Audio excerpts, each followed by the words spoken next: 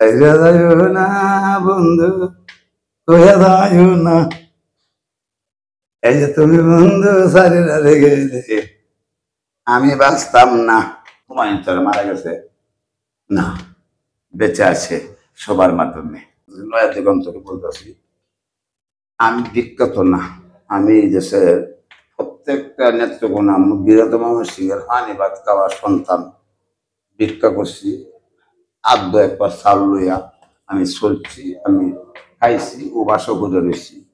আর আমার ইতিহাস যদি আপনি নয়া দিগন্ত নেন, যেটা আপনার কইতে শুনেন, আপনি শুরু থাকিয়া আমার শুরুও নেই, শেষও নাই।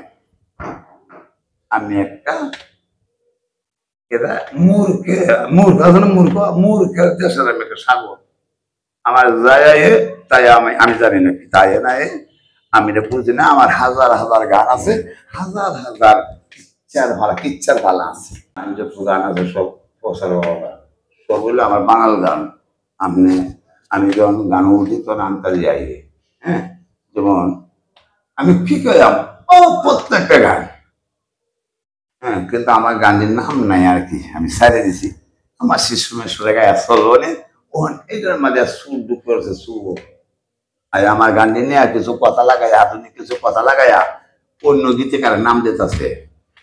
এটা হলো সুর ঢুকছে, শিক্ষিত সুর। আবার এই সুরটা আমার শিষ্য, যে সুরটা ঢুকছে আমার নেত্রকোনার গান নিয়ে আমার গান নিতেছে গা।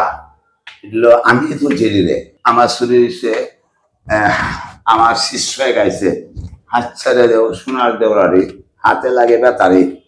এটা আর একটা হইল, এই দেশে যে তোর গ্রামীণ সুর আছে সব সুর হচ্ছে আমার।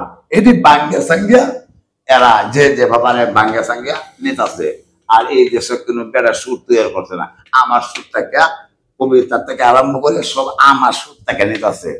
কারণ আমার তাহলে আবার নাই, যার ফলে আমি লেখতে হাসি না, যাই গাইছি তাই হয়েছে।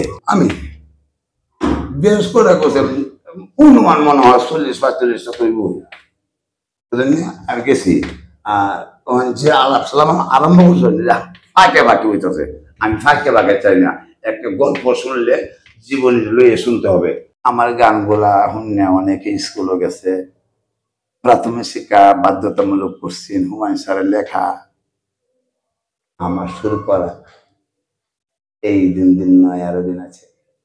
এই দিনের নিবা তোমরা সেই দিনেরও কাছে। 6 বছরের বয়স হয়েছে, আর সারা নাই। স্কুলেতে যাইতে হইব, মনে রাখা চাই। কুকে আন্ডা বাচ্চা শুনো দিয়া মন, তোমরা সবাই পড়তে যাইবা ওই নির্ধারণ।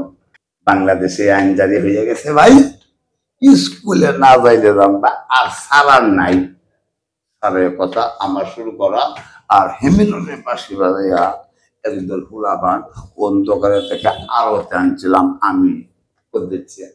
আর আজকে এই দেশ ডিজিটাল স্মার্ট, অনেকেই পেতেছে সরকার রায় কয়, আমি জানি না।